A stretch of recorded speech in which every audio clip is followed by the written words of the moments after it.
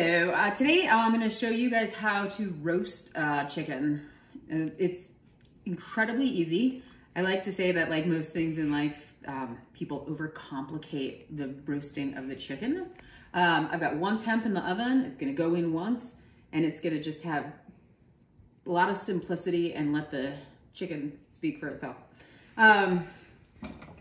First thing you want to do is make sure that you pull the chicken out, that it's totally dry. That's going to really depend on, or that's really going to make a difference on how crispy that skin's going to get.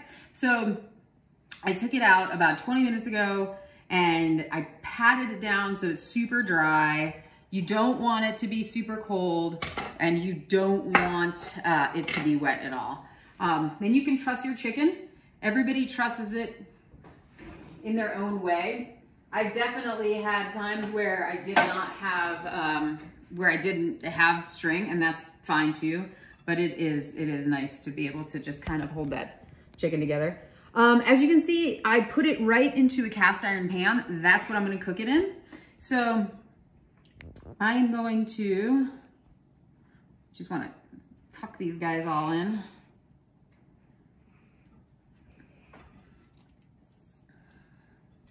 And there you go, just kind of holds it tight. This chicken's a little bit big.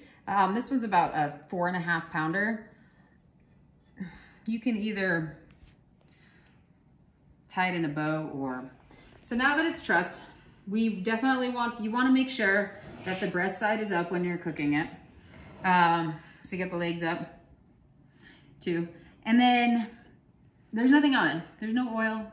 There's no herbs, there's no nothing. It's chicken.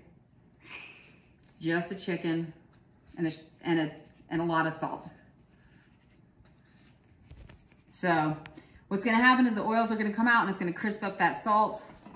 I'm gonna cook this for about an hour on 450, but about 30 minutes in, I am going to pop in some vegetables that I wanna eat with it.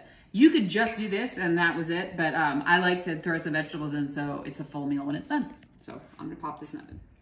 Okay, so this is untouched. So you can see the skin is getting super crispy, and you can see that I didn't put any oil or anything on this. So that's all just the drippings from the bird, and that's going to wind up cooking my vegetables. Fennel's really good in here. I had some onion, so I'm gonna just kind of get some onion in. And then, tricky part, the pan is hot. Don't forget the pan is hot. Don't forget the pan is hot. I'm going to toss some potatoes. I think there was a carrot in there. You got some celery in the fridge. You can do that too. This bird is about halfway done being cooked. And it's just gonna sit now and cook the rest of the way on the vegetables. It's gonna cook the vegetables in the bird drippings and the salt that I already put on there. And in about 30 minutes, we're gonna have a perfect bird. Okay, so I just pulled this guy out of the oven.